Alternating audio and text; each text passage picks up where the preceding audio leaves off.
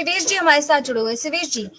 इससे पहले भी हमने इसी मुद्दे पर चर्चा की थी और जी आपने तमाम इसकी जो एक पॉजिटिव साइड्स थी वो यहाँ पर दिखाई थी। तब से लेकर अब तक, इससे पहले जो हमने चर्चा की और जब से, आपको क्या लगता है कि अब जिस तरीके से सरकार आगे बढ़ा रही है और जिस तरीके से इसका एक प्रचार प्रसार हो रहा है इस एक्सपो का, तो क्या वो फायदा राजनीतिक तौर पर सरकार को मिल पाएगा और जो जनता है क्या उसको इसका फायदा मिल पाएगा? मतलब ज्यादा फायदा किसको मिलेगा?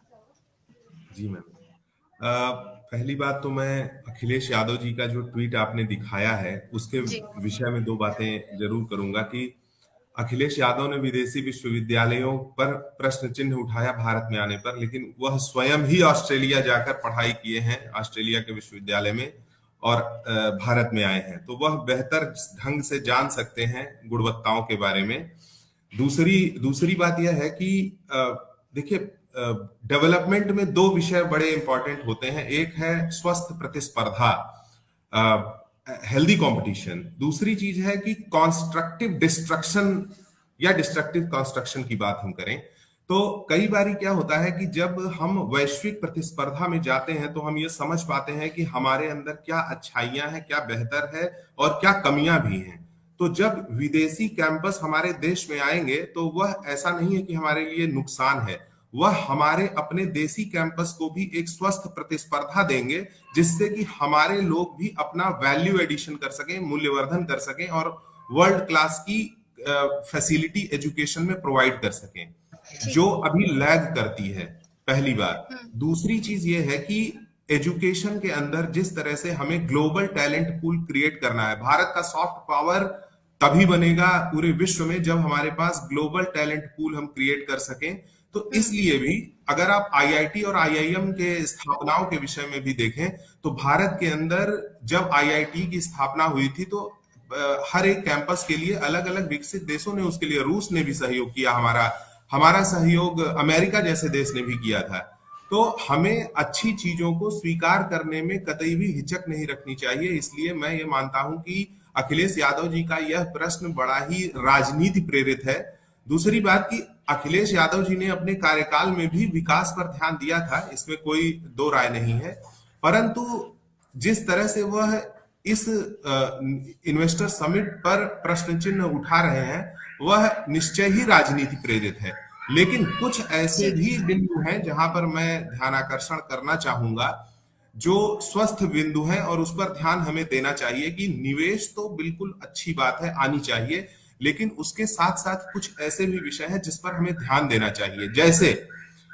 हम 17 अप्रैल 1976 को नोएडा की स्थापना हुई थी और इसकी स्थापना हुई ही थी कि हम उत्तर प्रदेश में या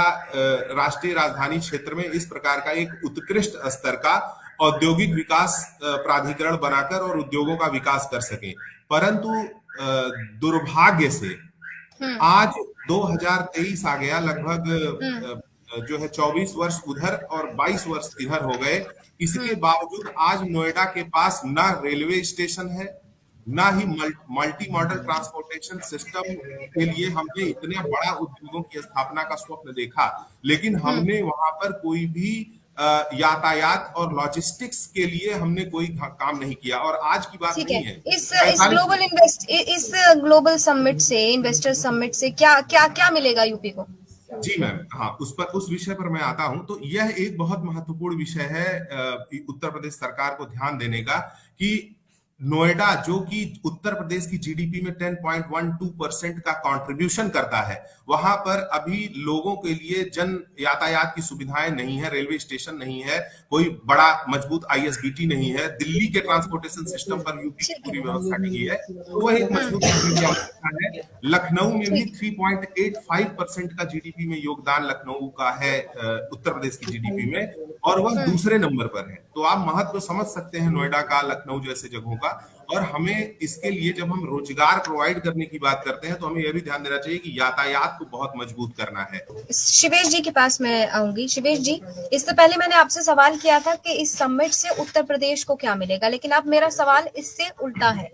कि जो देश प्रदेश के जो इन्वेस्टर्स हैं उनको उत्तर प्रदेश में क्या मिलेगा, वो कहीं और भी इन्वेस्ट कर सकते हैं, लेकिन ऐसा क्या है उत्तर प्रदेश में जो प्रोजेक्ट किया जा रहा है विदेशों में जाके मंत्रियों के द्वारा कि इन्वेस्टर्स को उत्तर प्रदेश में क्या मिलने वाला है जिसकी वजह से इन्वेस्टमेंट जो है वो उत्तर प्रदेश का बढ़ेगा? ये सवाल मेरा आपसे रहेगा। जी शिवानी जी, पहली चीज तो मैं यह बताऊं कि योगी जी का जो प्रथम कार्यकाल रहा उसमें जो इन्वेस्टर समिट आयोजित किए गए उसका जो अगर मैं आज के टाइम में परिणाम बताऊं तो वह बहुत ही सफल रहा है। और इसका सबसे बड़ा उदाहरण है आपका आईआईटी जीएनएल ग्रेटर नोएडा में हेयर नॉर्दर्न इंडस्ट्रियल पार्क, जो कोविड जैसी कठिन परिस्थिति में भी उसका निर्माण शुरू हुआ और आज के समय में वहां पर ऑपरेशन शुरू हो चुका है। तो यह इसके अलावा भी जितने भी इन्वेस्टमेंट लखनऊ में भी एचसीएल के द्वारा जो आईटी सिटी पार्क के बाद बनाया गया और उस समय के बाद फिर उसका विकास योगी सरकार के कार्यकाल में आगे बढ़ा, तो वहां पर भी सही दिशा में कार्य चल रहा है। इसके अलावा STPI software technology parks of India का गोरखपुर में प्रारंभ किया गया योगी सरकार के प्रथम कार्यकाल में, जो धीरे धीरे आगे बढ़ रहा है और वहां पर कुछ बीपीओ कंपनीज के द्वारा निवेश करने का लक्ष्य भी बनाया गया है, जिस दिशा में कार्य हो रहा है। तो मैं यह मानता हूं कि योगी सरकार के द्वारा प्रथम कार्यकाल में जो भी इन्वेस्टर समिट किए गए, मैं 100% का दावा नहीं कर रहा हूं, लेकिन मैंने एक आमान परिवर्तन देखा है करनी और कथनी में, पहले की सरकारों और इस सरकार में। दूसरी बात मैं करूंगा, जिस प्रकार से योगी जी, जैसे कहा गया कि पत्रकार वार्ता बहुत नहीं कर रहे हैं, बहुत प्रचार नहीं, लेकिन जमीनी स्तर पर कार्य हो रहा है। और जब का आपके शासन में अधिकारियों के माथे पर बल पड़ने लगे, तब आप यह समझ जाइए कि वास्तव में अब उनको रिजल्ट डिलीवर करना है, और ऐसा वर्तमान में हो रहा है। यही कारण है कि न केवल योगी आदित्यनाथ मुंबई गए और वहां के लेके आए, अपितु जितने भी हमारे उत्तर प्रदेश के जिले हैं जहां पर निवेश की अच्छी संभावनाएं बनती हैं, वहां के सीईओज को, आईएएस अधिकारियों को भी विदेशों में भेजा गया, जिससे कि उनके आने के पहले ही हमारी चीजों के बारे में वह जान सकें, और उस आधार पर जब वह हमारे इन्वेस्टर समिट में आए तो एक अच्छा बेहतर कार्य कर सके। अपार्ट फ्रॉम दैट, मैं फ्यू पॉइंट्स और जोड़ना चाहूंगा कि योगी सरकार ने जमीन पर क्या कार्य किया। और जैसे हमारे पत्रकार बंधु ने बताया कि जो करनी और कथनी का अंतर है, तो एक प्रश्न के साथ उसका उत्तर यह भी है कि इंफ्रास्ट्रक्चर का जो डेवलपमेंट होता है वह ओवरनाइट नहीं हो सकता। हम निवेश तो ला सकते हैं, लेकिन उसके साथ साथ जो अवसंरचनाओं का विकास है, जो उसके लिए थोड़ा समय लगता है, और हमें दोनों चीजों को बराबर लेके चलना पड़ेगा, और निश्चय ही भविष्य में उसका परिणाम बहुत सुंदर आएगा। और इसके लिए सरकार ईमानदारी से कार्य कर रही है। जैसे कि अभी एकल विंडो पोर्टल की बात की गई, क्वांटिफाई करके मैं बता दूं कि योगी सरकार ने 29 अलग अलग विभागों के 80 प्रकार के अनापत्ति प्रमाण पत्रों को, 80 एनओसीज को एकल विंडो के तहत ही सॉल्व करने का सुविधा प्रदान कर दिया। अब आप सोचिए 29 अलग विभाग और उनके 80 अनापत्ति प्रमाण पत्रों को करने के लिए जो 80 बार जाना पड़ता होगा लोगों को, वह अब आसान हो गया है। कोई भी एंटरप्रेन्योर अब एक फॉर्म भरकर और ऑनलाइन प्रक्रिया के तहत सारे एनओसीज ले सकता है। इसके बाद